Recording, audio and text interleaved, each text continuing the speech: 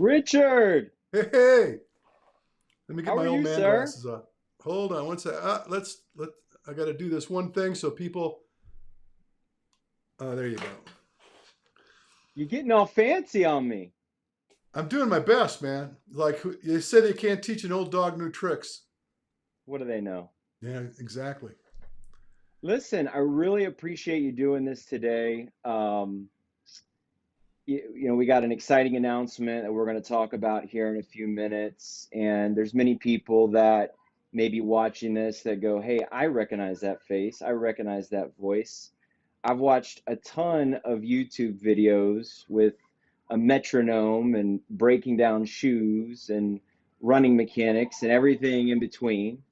Um, and I know exactly who that is. And then there may be a part of our community that may be saying, man, he's been talking about running coaches and he's been talking about running quite a bit and is excited to learn more about who you are and the value that you bring and your history. So I thought, what better way to do that than to come on here and maybe you and I have a little conversation. I think that's a marvelous idea. And by the way, Awesome. Bridget Brown just signed on. She's paying attention. So I'm hoping she's not alone. I'm hoping there's some other people. But for those that are looking at this now and they're trying to figure this out, um, ask Bridget how she did it. She connected and she's there. So if Bridget wants to ask any questions, she's like right on point to be able to do that. So I would love anybody that has questions to go ahead and drop them, and I'll do the best I can to try to answer them. So Awesome. And shout out to Bridget, obviously, big in the endurance space. She and I have had multiple conversations, and I'm sure if you haven't already heard from her, you'll be hearing from her probably in the near future. We used to do a podcast here, Richard, last year, a couple years back, and one of the things I like to do at the beginning when I was talking to guests was just a little word association, right? And I have some words here listed that when I think about you and who you are, before we get into our questions here, that maybe resonate. Maybe some would be like, yeah, that's me. And maybe other ones, it would be a little bit, a little interesting. So here we go. Richard Diaz, I think performance running coach, endurance, dark side, data, and this one stuck with me from our clinic in Jacksonville. Tensegrity, okay? You can't win if you run like crap. And then the last one I have is 180 beats per minute. all right. Well,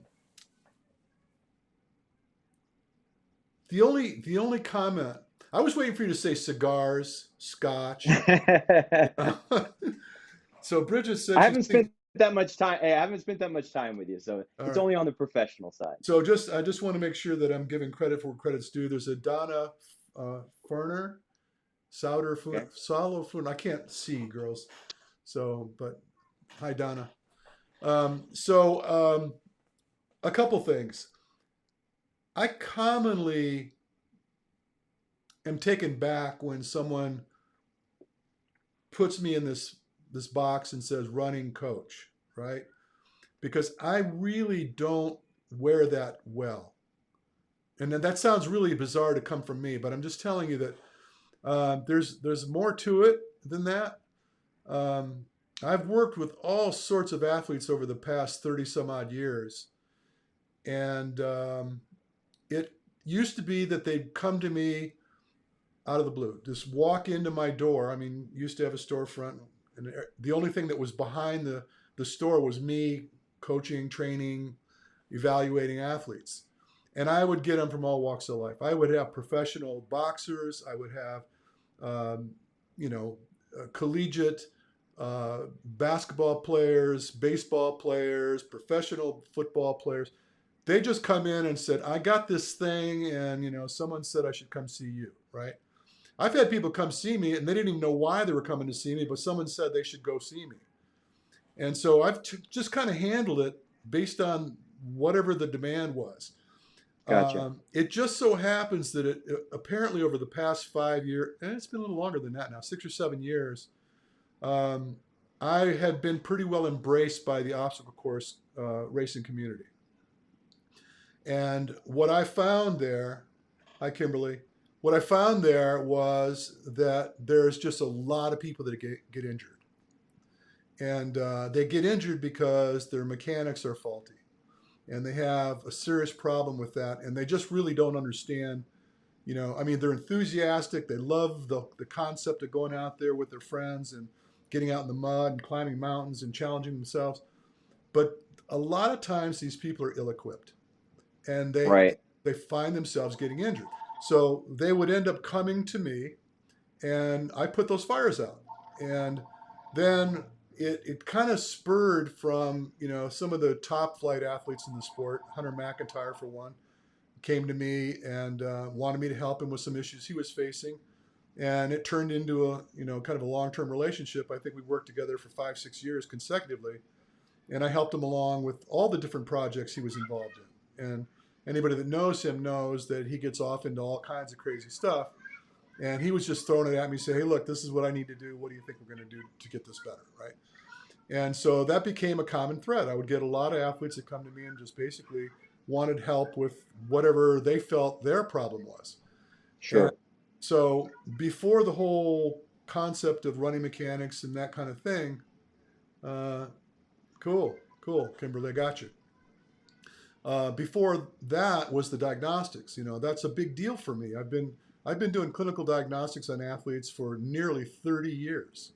I can't tell you how many athletes I've actually put on a cart and measured their response to work. And Gotcha. this has been, really pretty crazy. I mean, I've worked. I used to do this work for ESPN Sports Science. They'd throw me some crazy athlete. They want to try to figure something out and do it for television, and I was the guy that figured it out. I've worked with professional hockey players. I used to do all the preseason diagnostics for the LA Kings. Um, Literally world champion boxers that I worked with. I mean, I could sit here and go on and on and on all day long with the unique characters that I had some relationship with. But before you slow me down, I see you're getting ready to. Let me just say I got a this. whole bunch of questions for you. I Yes, know you sir. do. So here is the thing that I would love to be able to impart, because you and I had a communication about the audience that I may meet in your locale. And these Yes, are a sir. lot of people that are just trying to get into a better place physically.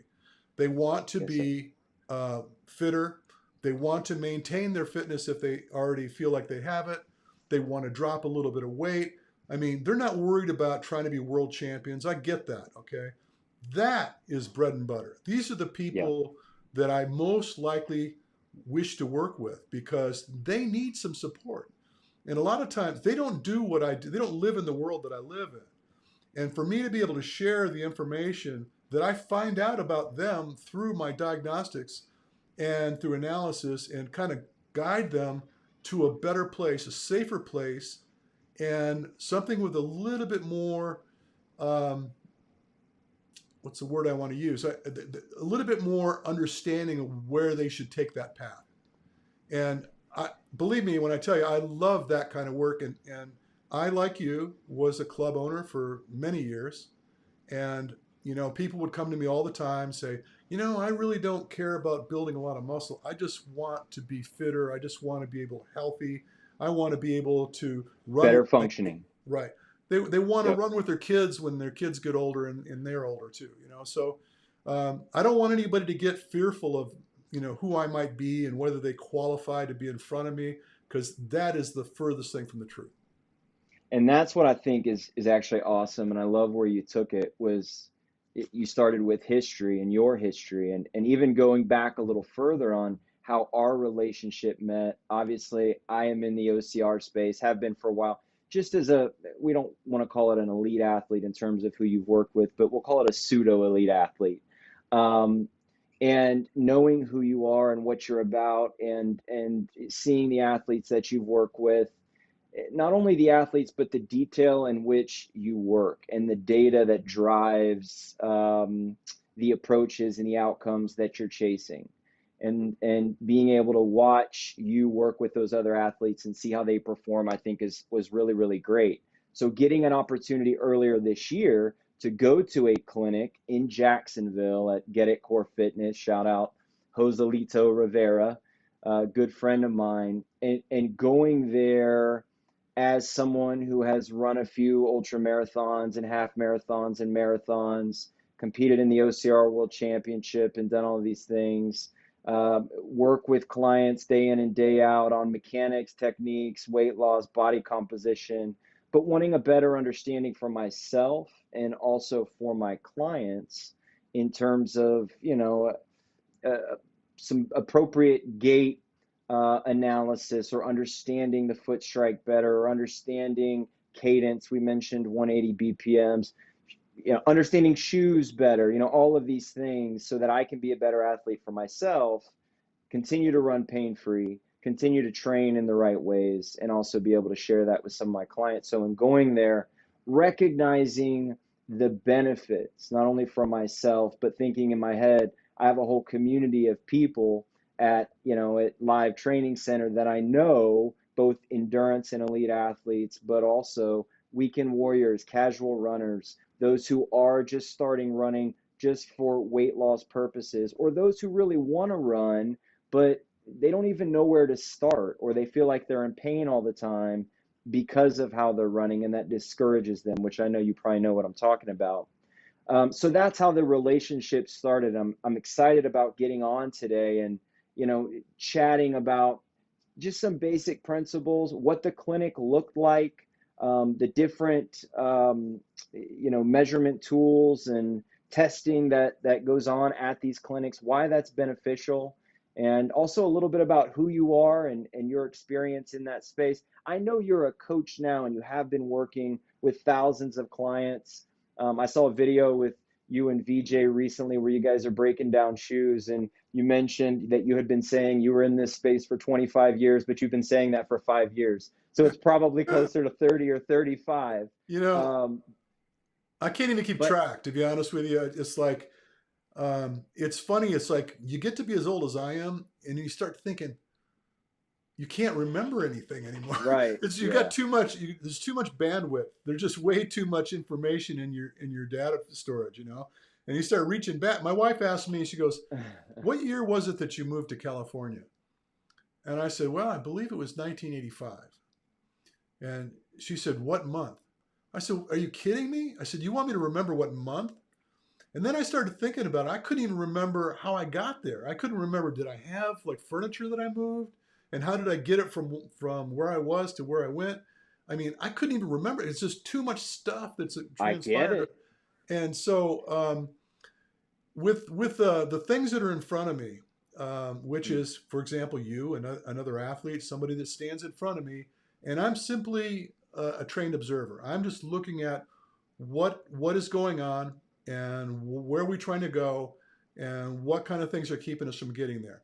And so the thing that I did years and years and years and years ago that really took me to another level was getting involved in clinical diagnostics, where I have clients with, my typical MO is somebody shows up to see me privately. I don't know them, never met them before, and they want to start giving me this story, this backstory about the type of athlete they are and where they've been and what they've done and their PR and whatever. And I really don't even need to hear that. I mean, I will placate them and sit there and, yeah, okay, fine, that's great. But when I put that mask on their face and stick them on the treadmill, that's my crystal ball. That Yeah. tells me everything about you. That tells me the way your body responds to the stressors that I've exposed you to. And that tells me so much about you. And then we could start asking the pertinent questions like, what is it you're trying to achieve? And where do you feel like you've been having the greatest difficulties? Because I can almost tell them where they've been based on the information I get from the testing. And so So this seems, so if we were to start at the two main tests that you do, and then maybe as a follow-up question, we could also talk about why they're important, not only to the, let's say, the elite endurance athlete, but also, the person that is on a couch to half marathon plan, the VO2 max test and the RMR test. Could you explain those a yeah, little bit yeah, and please. why you think they're important enough to put in an actual clinic, every clinic that you do? Right. Well, to begin with, I've been doing clinics around the country for the past, I think it's about 11 or 12 years now. And I've literally I started to figure it out one day because I was just curious. I think I've traveled to 12 different states. And in the 12 states that I've visited, by the way, all of these are based on demand. These aren't me just reaching out and these are people that asked me to come. And then some of these places I've revisited. I think I've been to Vermont 3 times. I've been to New Jersey a few times. I've been to Texas 3 or 4 times, and innumerable clinics I've done in California. So I'll get to that right in a second, Bridget. But so here's the thing. In the beginning, we tried to offer the services a la carte. You want to The do testing, you mean? not well any of the services. So if you wanted to just attend on Sunday and meet us, and we do like the outdoor running and whatever, you could do that. If you didn't want to take the resting metabolic assessment, you could opt out of that. And what I've learned is that these people really don't know why these assessments are important to them until I teach them what this information means. So I quit offering those options. And one of the reasons principally that I quit doing it is because people would want to show up on Sunday and pay the whatever it was, and they were lost because they missed a day and a half worth of me. The foundation. Oh yeah. And so they Yeah. were like, everybody knew the joke but them. And I started to really feel bad about this. I don't want anybody to walk away from me feeling lost. That's the last thing I want to see happen. So I quit doing it. And the same thing with the resting test. People would think, well, look at me. I'm fit. I'm ripped. I got muscles. Why would I need to worry about my nutrition? Because, I can eat a house and it doesn't show up on me. I'm just fine. Right. But they don't understand the insidious nature of what happens to your metabolism when you're off point with the way you feed yourself. Never mind just trying to drop weight and make sure that the caloric intake is correct or whatever. But I started doing this with elite athletes and seeing profound improvements in their performances because they were no longer in what's referred to as gluconeogenesis. They were not eating muscle in order to satisfy the need for the energy they weren't consuming. Most often what I've found is most of the people that thought their energy levels were low, they have a slow metabolism, whatever, it was polar opposite of that. That just their feeding strategies were completely off point. So we start there. We want to do the resting metabolic assessment so we can identify what it costs you to get around in the day doing, literally nothing. And then the VO2 test tells us where their body shifts away from using fat to basically using sugar. And I want to stop what I'm saying to say this. A lot of people are nervous about the concept of VO2 max. VO2 max to me is not nearly as important as what happens midway in the test, which is this metabolic turn point when your body shifts away from burning fat to burning sugar. From that point, what I refer to as the nucleus of your metabolism, then I can really start to hone in on the things that you need to worry about and how to approach your training to improve your working metabolism.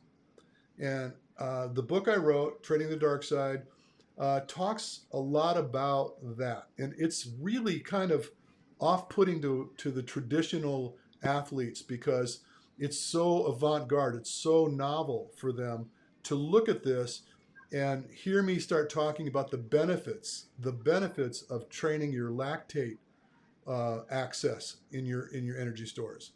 And they're not used to hearing that because everything they've been taught was stay away from being anaerobic because anaerobic is bad juju.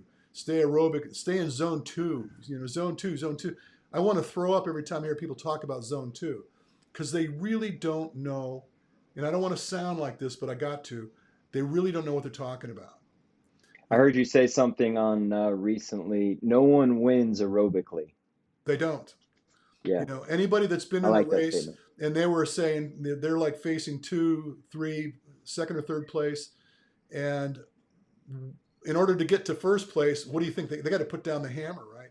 They've got to put the accelerator in and they got to go after it. And if Do your you body, think that most people, and I'm sorry to interrupt, do you yeah, think that most people who are just casual runners Do you think they understand the difference between aerobic and anaerobic? No, and I think that and let's just break it down to, really, really simple details. And I try to dummy this down for my audience. I want to make sure that You do a great job of it too, not only on your videos, but also some of the most valuable stuff I thought from your clinics, Richard, was the time on the whiteboard where you were discussing, lactate, or you were discussing flow training, or, any of the motor control stuff. Like you answer a ton of questions. So to anyone that's watching, and maybe you don't get your question answered today, or you have a ton of questions about running or the aerobic or anaerobic system or metabolism or energy levels, things of that nature, or gait, or we spent an hour talking about Hokas and shoes. That was some of the most valuable info that I took away from it. But he does a really, really great job. So go ahead, Richard. I want to, before we get too deep here, I want to answer a couple of questions that I see here. Okay, go First of ahead. all, Bridget had asked whether her VO2 max on her Garmin watch was accurate. Great question. It's a moving target. There will be days where it might marry up pretty close. There's days when it won't. I've had people on very commonly wearing a Garmin watch. They get ready to do their VO2 test and they start their watch up because they want to see whether it jives with the test that I do. And so, quite honestly, it's a data point I'm not that concerned with, right? And I probably shouldn't share this, but I'm going to do it anyway. An athlete came to me recently, and this is a world champion athlete, came to me recently and had a very, very terrible, I mean, if I use the word, if you're trying to grade VO2 score, her VO2 score was not that great. Endurance athlete? Yes. Okay. And she was so disheveled when I was sharing with her that her VO2 score was just lackluster at best.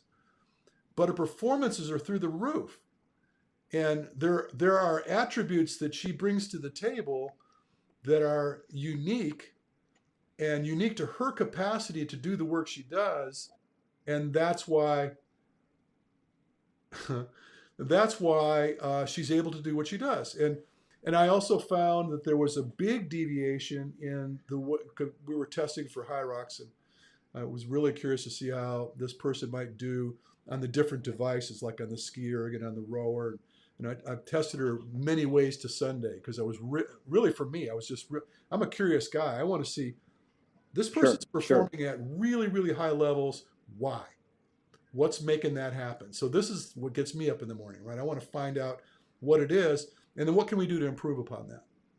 And I've done this with a variety of really talented athletes, and some of them come up and they just don't have the VO2 score that others have.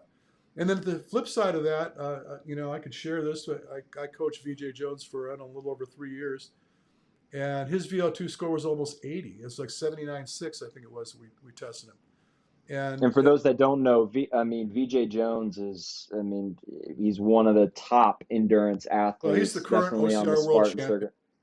There you go. Current OCR world champion, and he's also he won the national series for Spartan last year, and will probably win it again this year. So he's an incredible athlete. He's an incredible athlete. But there's some unique characteristics about the way he does what he does and why he can do what he does. And so what I do is I glean this information from the testing I do, and then I try to point them in the direction that I believe they should go. And so this is a distinct difference between what I do and what others do that are in the coaching space. They look at me, I'm fit, I've done what I can do, you want to be like me. I call it the study of one, and you're so taken back by the capacity of this individual. You assume that if you shoulder up with them and do what they've been doing, that you're going to be like them too. Well, it has to do with your genetics. It has to do with your metabolic response to the way you've treated yourself over the years. There's a lot of factors. Yeah, and so what I do is I start there. Don't look at me and say, well, geez, the guy's almost 70 years old. He's overweight. He smokes cigars. Yeah, that's true. It's true. But my day job for the past 30 years is assessment of athletes, to look at the way they move, to look at the way their bodies respond to work, and help them to get into a better place. And it does not negate the average consumer that's like, you know what, I get a chance to go to the gym, 3, 4 times a week.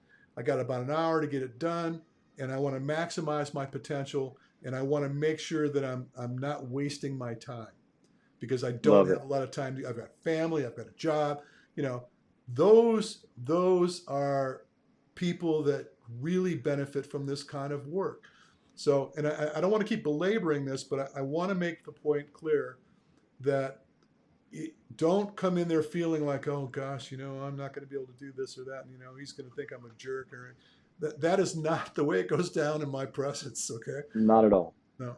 So No, the experience was awesome, like I said, and it was interesting because I knew I keep coming back to this Hoka situation, and you and I talked about Hokas quite a bit. And I knew going into that clinic that you despised anything that had to do with Hoka.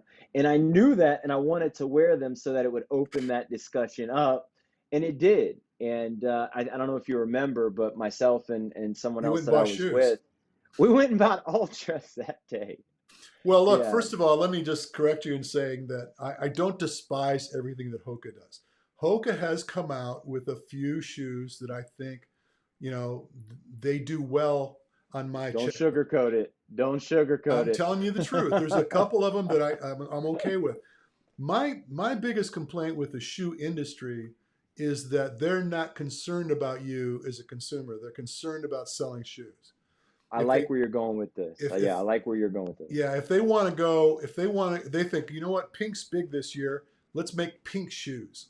And if we do something fancy with the bottom of the shoe, that's also that much more alluring. It's like, a fisherman that's got the fancy lure that's going to attract the fish, right? That's all they're doing. They're in the business of selling shoes. And Well, there's a couple different, even growing up though, it's like we're choosing shoes based on what looks the coolest or what matches with a specific outfit. And as a runner, that's the exact opposite way that you should be approaching, that entire purchase. You I've even fallen into this trap years ago, but it's like you see until you really understand how the body works and the nervous system. And you did a great job of explaining that at your clinic, which is the relationship between the nerve endings in the bottom of the feet and needing to create stability to promote force production. And a lot of these shoes that offer a lot of cushion on the bottom or a big stacked heel, what we think is, okay, this is softer on my ankles and my knees and our hips. And, this will allow me to run a lot longer in life and pain free. But that's not necessarily the case, especially if you're trying to run fast and actually compete. Can you talk a little bit about that? well, yeah, and so it's it's you're tiptoeing into a very deep subject. But the concept of how far away you are from the ground in a shoe. Now, never mind whether the heel is elevated versus the front of the shoe, which, by the way, is terrible for you. It just destroys your posture and causes your center of mass to be well ahead of you. And that encourages overstriding, and overstriding is the devil in running. Okay.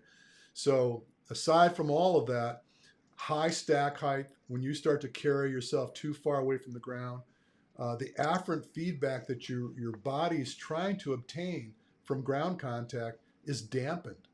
So and I use the analogy often where um, I'm going to punch you in the face and I've hit you and then you duck, right? Where what you want to do is you want to get out of the way, right? You don't want to take the hit.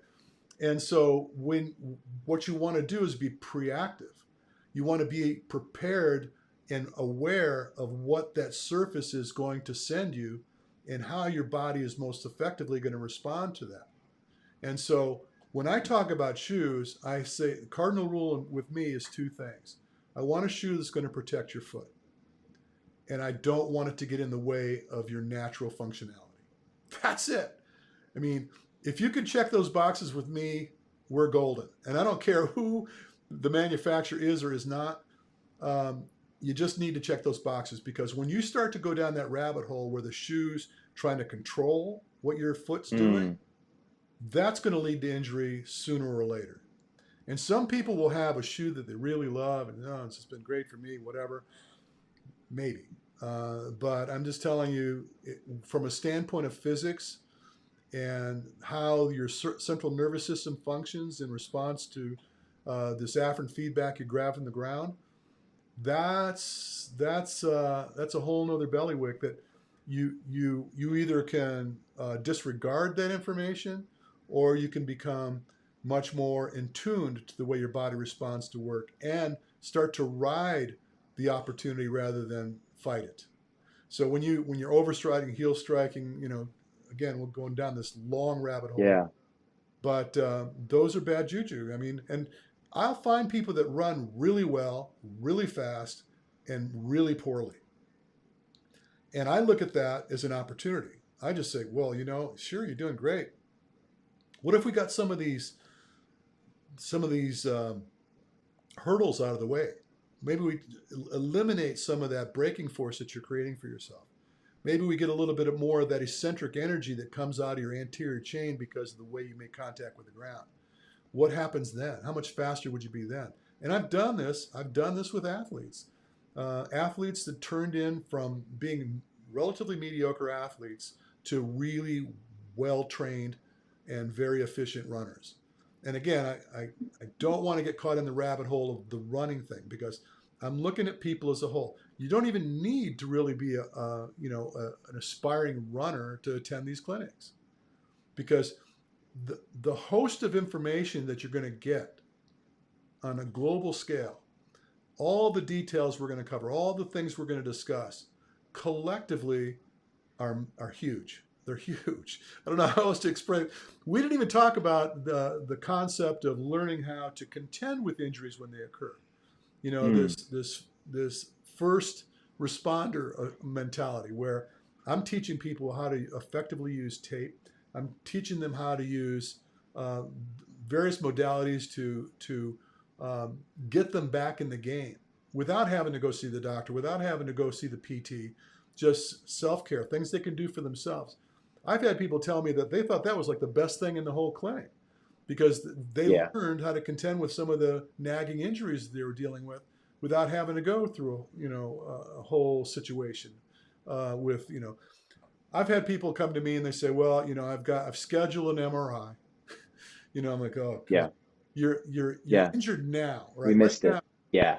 and We you're missed it. lost. You're lost. You don't know what's wrong, but you're thinking to yourself that you should not do anything else until you get that MRI.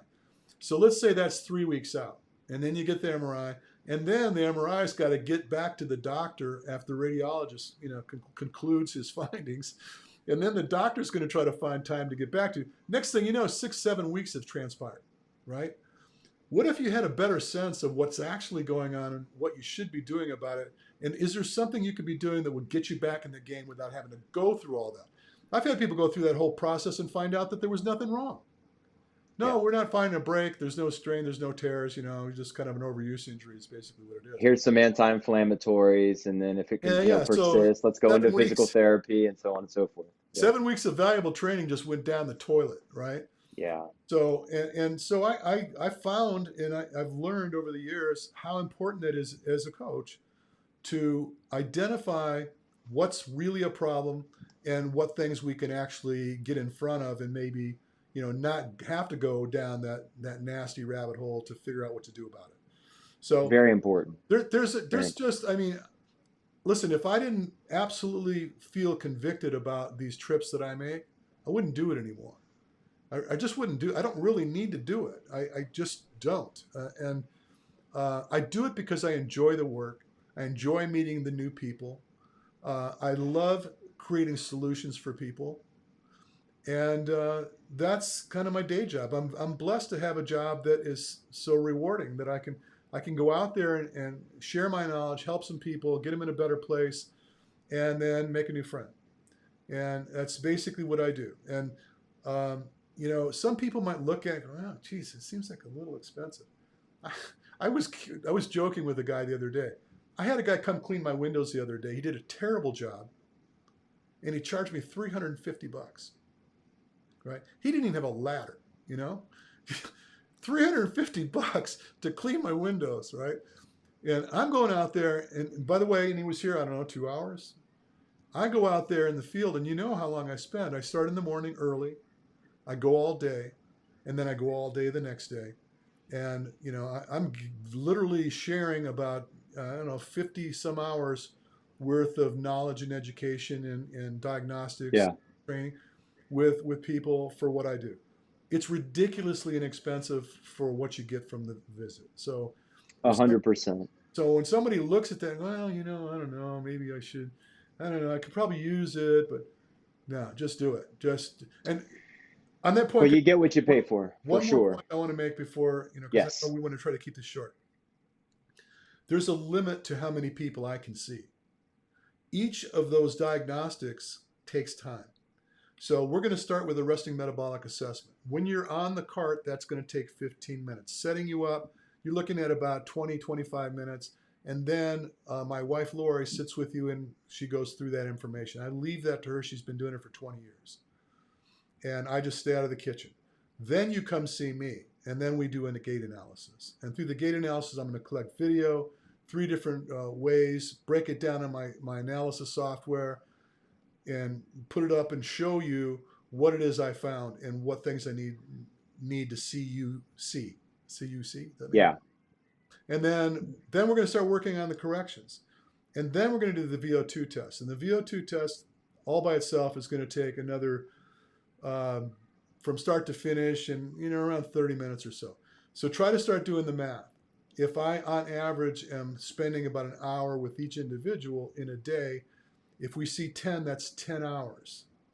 That's 10 hours worth of diagnostics. And we haven't got around to the training yet, right? So there's a very tight limit on how many people we can actually see. So people that are like thinking, well, I'm going to do it, but I'm going to wait a little while. I will shut the door.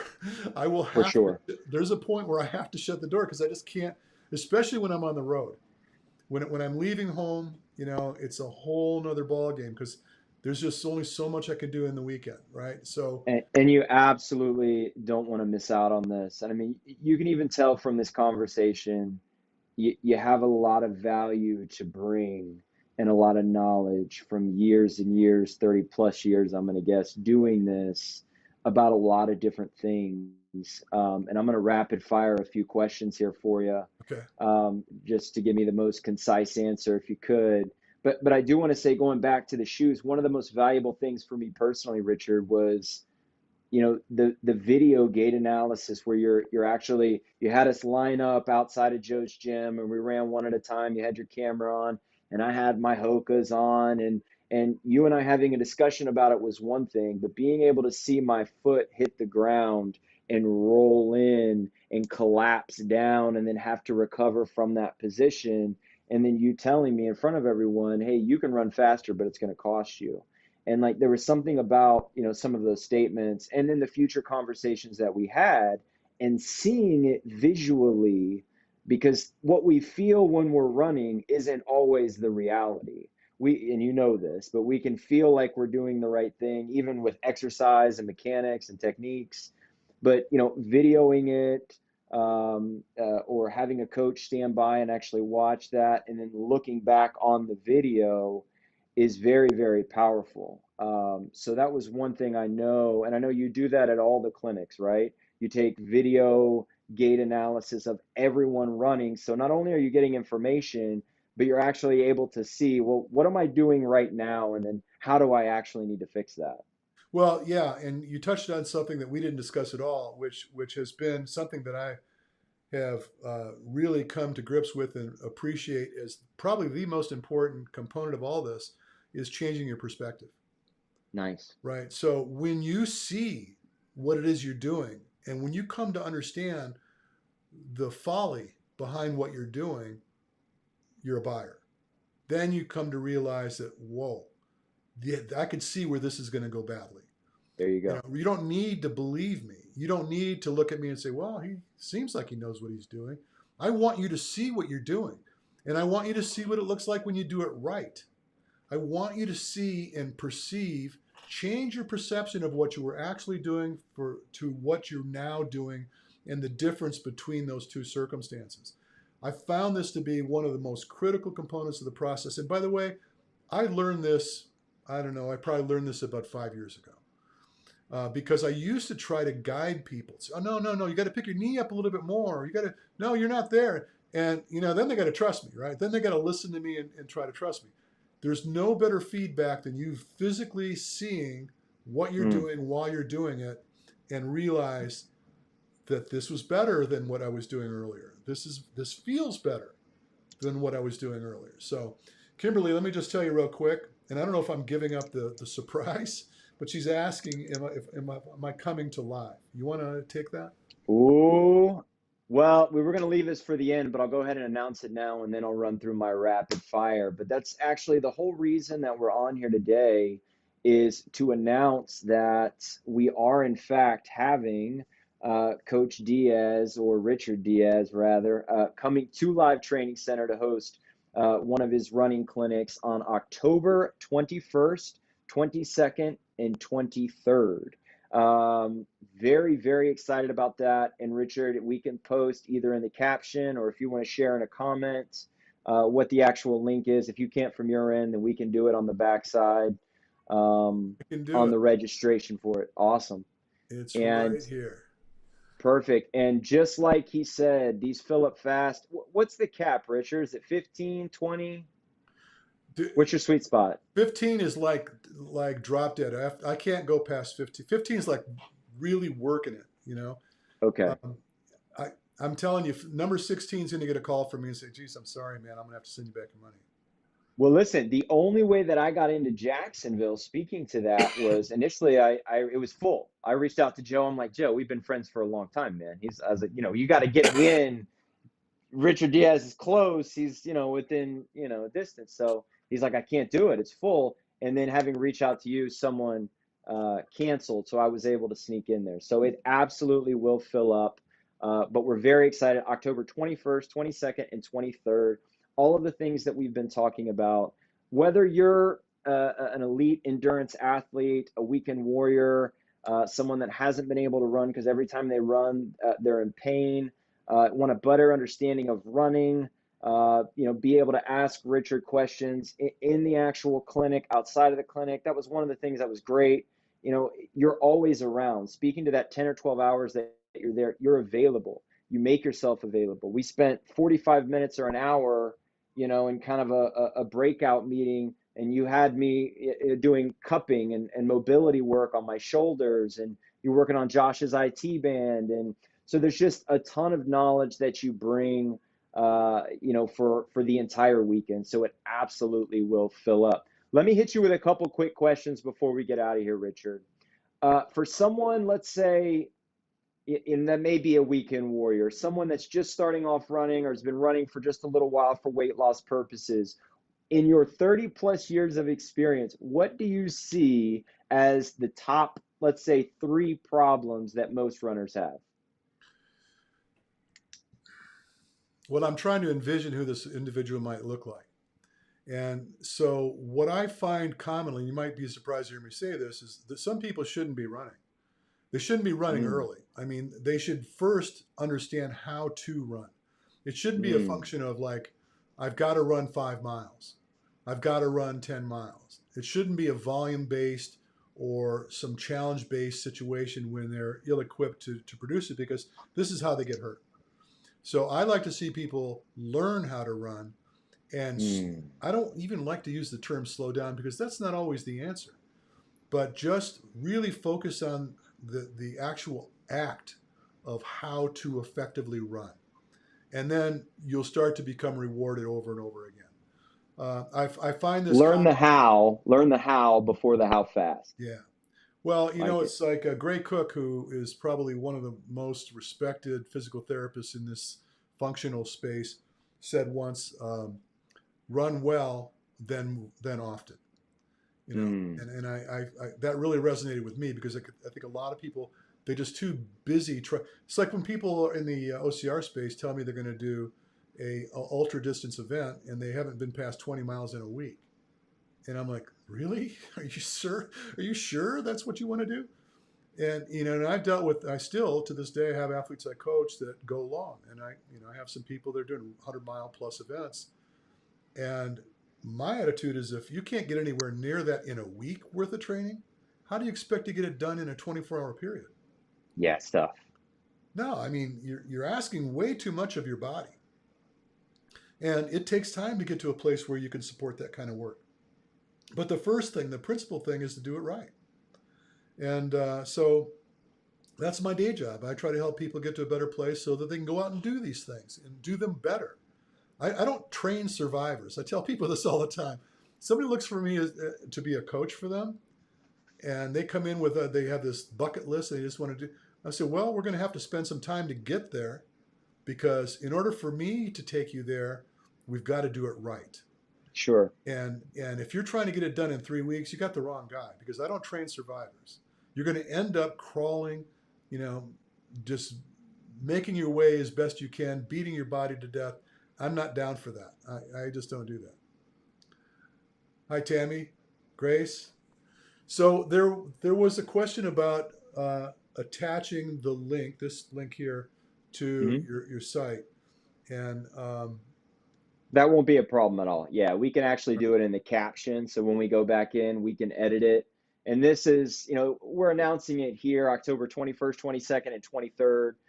We'll be having a run clinic right here at Live Training Center. And the link will be provided. And we're going to start marketing and talking about that quite a bit now on all of our social channels and newsletters. So, but this is it. This is the announcement. We're very, very excited about it. What would you say an elite athlete could expect to come away with going to one of these clinics?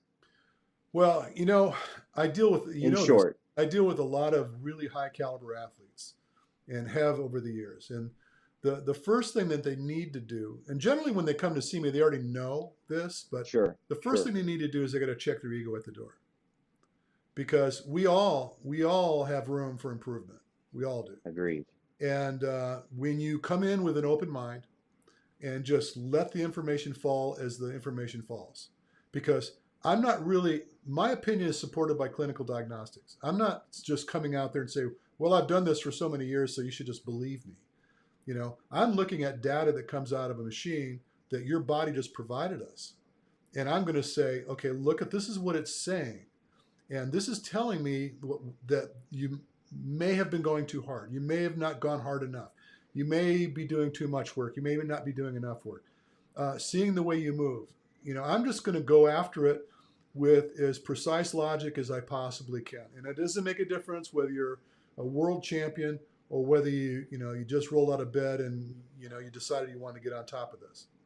How about an old fart that just wants to be able to progress comfortably? You gotta, when you talk to me about old farts, you have to realize you're talking to a very old fart. Okay, and I have to share with you that there's always an opportunity to improve. If you feel like you're not getting it done today, I can help you get it done a little bit better tomorrow. Do you think overstriding, when you talk about, yeah, helping people learn how to run and the mechanics of running, would you say that overstriding or heel striking is a very common symptom of someone who's either in pain running or just starting off running? It used to be. It used to be. It's ever since Born to Run, when Chris McDougall wrote this book and started talking about the Tarahumara Indians and how they can get up and down the Copper Canyon, and these amazing athletes that basically running around barefoot or with a little Hirachi sandal on, got everybody's attention. Because prior to that, everybody was a heel striker, me included. Mm, Me included. mm. And you started to identify, well, yeah, that makes sense. It starts to make sense. So now the problem is that, again, I'm going back to perception. People think they're doing it right, and in fact they're not. And there's nothing worse than thinking you're doing the right thing, and in fact you're doing the wrong thing. And so you start to lose faith in your solution, right? Because there might be just a little tweak you needed. And I find this commonly with the better athletes and the ones that have been paying attention, and they're students of the art, so they're paying attention to all these guys, me included. And still to this day, I've got people that I've worked with and I said, look, That's why it still hurts. Is because you're not there. You think you're doing it right, but you're not. And let's sort this out, and we fix it, and then lo and behold, they get better and they do better. Run By smart. the way, just so everyone knows, Richard is the only one that can see the questions coming in. So it's not like I'm ignoring you at all. It's Yeah, just Richard has access to them and I yeah, don't. yeah. Well, you know what? I probably could have done this. Let's see if I can do this. Does it show up? Oh, here, look. I'm sorry. Bam! Run smarter. What's up, Grace? There Yeah, we go. yeah. So I apologize for not doing this Hey, earlier, Tammy. and That's then okay. I thought you did a great job on answering the question. And listen, there's so much more that we could sit down and go over. Maybe we'll do a podcast at a later time, and we can chop up, 180 beats per minute and shoe selection. I'm sure there's a ton of value that I know that you can bring. But outside of that, that's what you can expect from a clinic with Richard Diaz. We're so excited. We've been trying to do this now I actually reached out to you a couple years back, pre-pandemic, on doing this. And I'm so grateful that you were able to come on today and we could have a conversation about it. So whether you're a weekend warrior, whether you are an elite endurance athlete, anything in between, just want to understand gait better, understand shoes better, understand aerobic and anaerobic systems better, understand how you can be an old fart and run better, or a young whatever and run better. Everything across the board, anything in terms of running and understanding your body a little bit better and mechanics and recovery, both proactively and reactively. These clinics are for you, and I'm really really excited about it, Richard. Anything in closing? yes. Well, first of all, I had not responded to a question that Bridget had. She Okay. was asking, what if she can't attend all 3 days? Listen, Bridget, your name has come up, and on many different occasions through different people. You mentioned Chris. Chris mentioned you to me, and so I'm aware of you, and I'm aware of where you're at and what you've been up to. And my I feel recommendation, like I'm playing matchmaker right now. yeah. This is Well, great. my This is recommendation, fantastic. Bridget, is if you can't do all 3 days, just try to catch me here. Just try to catch me here. I do have a clinic coming up here in September, and that's just recently Here being Tennessee. in Tennessee, correct? Tennessee. Yeah. So either try to hit that clinic or just come see me privately. Um, but I hate to see you, like we talked about this earlier. I hate to see you get half of the sampling of what we're Mm. going through. You deserve more than that, and I, I'd hate to miss you there. But if we can't get you there, we got to get you someplace else because it sounds to me like you're destined to be here. And at the same token, another of the services that you offer, obviously, for anyone that's looking for specific coaching in this space, even though you're in Tennessee, virtual coaching is something that you also do, right? Where can they find you on Instagram or your website? Well, this link that I put up here takes them to the clinic. Perfect. But if you go, it's listed on the store. I do. As you know, I'm also working with one of your people now, ever since the Hmm. last clinic, and Hmm. he's done it pretty well. I don't know what your take on it was, but I know Hmm. that he's improved dramatically, and he it was rough. He had some hard knocks with it, and he's doing really well now. He's getting faster. His heart rate's He coming. is. Everything's starting to come Yep. together for him. So. And I don't really want to get on the bandwagon to promote the coaching thing. It's kind of an acquired taste, someone that wants to deal with me every week. I don't have Understand. I have enough trouble dealing with me every week myself. Okay. Well, come to the clinic then. That's the Okay, place that you can find so Richard Diaz, registration, October 21st yeah, to 23rd. registration begins yesterday, right? Bam. I'm showing you the link, and I can tell you right now, if tomorrow we have 15 people registered, c'est le bon day. We're done. Um, and so if you think it's too early, it's not. And if you try to wait till like a week beforehand, It if won't we, happen. yeah, well, not only that, if we don't have the numbers, I'm not coming. Hate to break that, but that's the end of the day. I mean, logistically, traveling down there and the whole shooting matches. It's a lot. Wouldn't make sense for you. Yeah. Well, I'm under the understanding that I think we can make it happen. We're very excited about it, and we look forward to you being here and bringing a ton of value to our community and beyond. Check him out on Instagram. Is it Diaz Human HP? Performance, DiazHumanPerformance.com. That's what it is. DIAZHumanPerformance.com. Again, it's right here. I don't. You probably can't see this link. I'm sorry, but the link has been posted here for the past 10 minutes. Awesome. I forgot you're like on the other side. You can't see this stuff. And your Instagram handle, is that on your website It's also or yeah your no social it's media? it's at DiazHP at DiazHP. Yeah. So if somebody wants to reach out to me privately, just some whatever question, I'm available. I'm easy to talk to. I think. Awesome. Well, thank you again, Richard. Thank you so much. And we look forward to you being here in just a couple months. I'm looking forward to it myself. Thank you so much. Awesome, man. Have a great day. You too.